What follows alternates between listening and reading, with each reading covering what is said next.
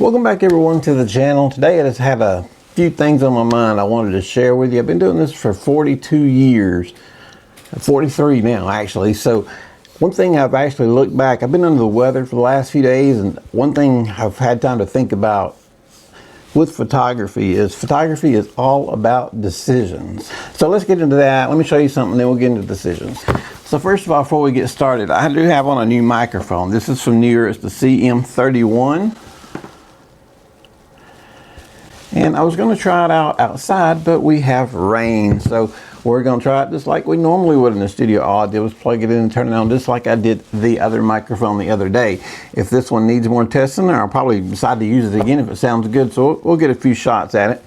But again, that's the CM31 Neewer that we're on right now with no adjustments. So we will be checking out that sound. But like I was saying, 43 years of this, that photography comes down to decisions. And the first decision I ever had to make, major decision, I mean decisions like, okay, are you going to go this route or are you going to go this route? Major decisions. How long do you have to think about it? Couple days maybe. I mean, seriously, there's been some close calls. Like, I started in 1983 and I started with one of these. This was my dad's. Mine was just like it, except I wasn't allowed to touch this one. This is my dad's Canon AE1. Started in 1983 and went to medium format in the 90s and so on. But early 2000s, I could tell digital was making a huge input. And I had a couple of photographer friends that were like, no, do not go digital. That's crazy. That's the dumbest thing ever. It won't last a month. And I had other friends who were going, man, you better go digital. You better go digital. So I studied it and studied it. And I come home one day. My wife doesn't like to spend money. I come home from a place called Showcase that we used to have in Atlanta, a big camera store, some of you might know. And I had a friend in there named Dan Glass. I still stay in touch with him, great guy. And we decided to go digital. Of course, you guys have seen digital cameras. Some of you were probably not even born till after digital cameras, so we won't get into that point. But we made the decision to go from film to digital. And what did that do? That kept us in business because we made that decision in about 2002.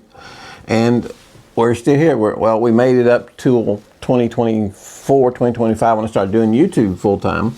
But that decision got us an extra 20 years. And there wasn't much time to make that decision. It was an incredibly fast move. I mean, the move from film to digital was just incredibly fast. 1 week you're shooting film, 1 week you're shooting digital. It was crazy, crazy, crazy times.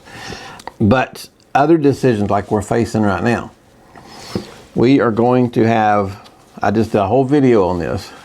This is my little this is my little V90 Pro grade card.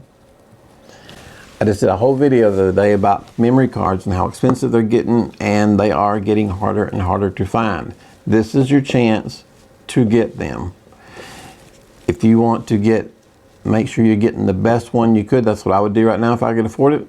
I won't redo my whole video I just did the other day, but if you can go to B&H, Adorama, or ProGrade.com itself and buy straight from them. B&H, I believe, buys straight from the manufacturer, and ProGrade is the manufacturer. There are 4 guys, I believe, that worked at Lexar that decided to leave, and they made a company called ProGrade, and this has been my favorite memory card for ages, is ProGrade.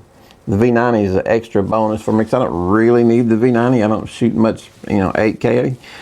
But I thought, you never know, you might need it. So I do have a couple of these fast ones. But memory cards, you need to buy them.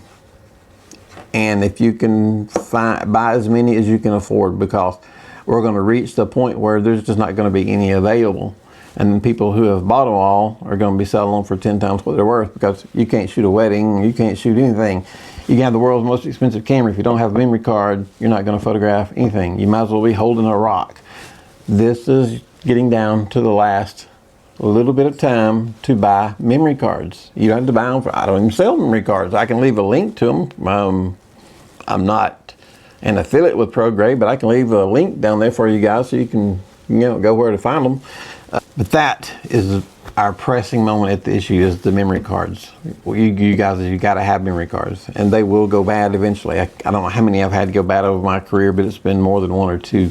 So they will go bad just like everything else. So no matter how many you buy, I think eventually it will stabilize and everything will come back. Everything always does, but you know, get your hand on some memory cards right now. If you can afford to spend $200, spend $200 on whatever you've got extra money right now. Take it and buy some memory cards because your camera won't work without them. So how are we sounding on these newer CM31s? Are we sounding good? I'm just curious how we're sounding. I want to show you guys a few cool things that I cannot wait. Saturday, hopefully, is going to be our preview of the amazing newer Q120. I know people have seen this all over the internet, but I have not got it out yet. But my plan is for Saturday too. We've had lots of rain and stuff going on. This is the 120. Now you Godox V100 and the newer Z3 will both put out 100 watts of power, and this puts out 120. But this is a pretty good deal from what I've seen playing with it. Now it does come with, well, it don't come with it, you had to buy it extra. But this is the remote. This is the transmitter for the newer, and it is extra. Or you can use your Godox with it, but I wanted to use the newer with it, but I have to use it on my Canon because they don't make this trigger for Olympus or Panasonic anything right now, and I'm shooting mostly Panasonic. But this is going to be very, very fun to try. I love lights like this. You can do so much with them. It's amazing. And then one other thing we're going to be doing is we're going to be trying these out. And these are really nice. And I have been playing with these over the last few days. Ugh. These are the K&F lens filters. You guys have probably seen them. Even the memory cap, they send you, because the end cap you put on is metal, and then everything you put on top of that is magnetized. So this is your lens cap. It just, boom, it goes right on, it's magnetized. You pull it off, and then you stick another filter on, whether it's an ND or whatever you need on there. You just stick it on there, and it's magnetized to the one that stays on your camera. It's awesome. I like it. And I took that little filter off my camera so I could show you guys that's my lens cap. So I'll put it back on in a few minutes. We'll have some great stuff coming up for you guys. Most of this video, this video is planned to be around this CM31, and we will do a more advanced video of the CM31 when we can get a chance where I can see how far I can walk and see how good the sound is, see how good everything is on it, and check it out. But I thought, what the heck, we can just try it in here because this is where I would normally be using it anyway, not 100 yards away from the camera. So, you know, that's what it is. But I appreciate you guys watching, and I just can't stress, you know, get these guys because we're going to be down to super, super, super expensive, weird cards where you can't pronounce the name. They're going to be XKYLMJ cards. They're going to be $300. I'm kidding, but you know what I'm saying. You just need to get as many of these as you can right now. We don't know what's going to happen. This AI is changing things. I don't know whether it's going to be good or it's going to be bad. I've seen some good stuff AI does, and now I've seen AI putting the pressure on this market, so that's a bad thing. So it all goes back and forth, but be prepared. In photography, be prepared. I've told you guys, if you've been watching the channel since day one, if you're shooting weddings, events, or whatever, be prepared. You cannot have enough cameras with you. You cannot have enough memory cards with you. You cannot have enough backups when you leave your event or your wedding. I'm huge about backups. You cannot have too many. So, with that said, we have a lot of decisions to make right now as photographers. The cameras seem to be outdoing the cards right now. And I know there's CF Express cards, but they're getting expensive too. But do we really need 8K and on up? I mean, do we really need that? By the time we shoot it and send it on YouTube and they reduce it down, just think of all the pictures you take. Now, my favorite camera that I'm using right now is my Lumix S5 Mark II. It's 24 megapixels. I don't need anything more than 24 megapixels. And I know there are cameras out there right now that are 48 and 50. Every picture you take is like taking 2 pictures with my camera. And all that space has to be stored somewhere on digital. Whether it's a, you know, external hard drive or I've got a, what do you call it? Those drives that are side by side. I appreciate it, guys. You know, there's times we have to step up and make some decisions. What are we going to do? You need to look at everything. high performance cameras need high performance cards, which needs a lot of data storage. So we have to think, do we need all this?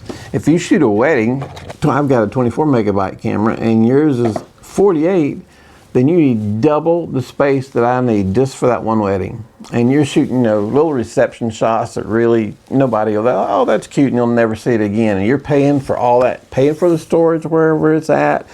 It's online, it's in the cloud, it's wherever it is stored somewhere and in multiple places in my case. So all this data is starting to add up. Do we need to cut back on the data? I'm not going to cut back. I don't shoot weddings anymore, but if I was, I would not. I might cut back on my wedding during the receptions. I might cut back the size on that one a little bit. But the full wedding party and the main shots and all that, I would still shoot my full 24. To the reception, the main shot, I'd probably keep it at 24. Other than that, I might consider bringing it down just to save the storage space. So that's just my thoughts. These are decisions you need to think about before you run out and buy a camera that they're pushing, 8K on. Do you really need 8K? Maybe you do. There are some people that need it, but most people don't. Some people do. I'm just saying, don't yell at me if you need it. I understand some people do need it. 90% of people don't, but they're sure selling it to you.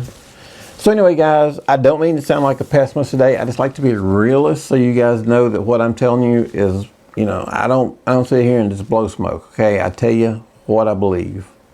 And you're going to get the honest truth from me, and sometimes I'm wrong. So if I'm wrong about something, I've been wrong before. My wife tells me this. So anyway, guys, I do appreciate it.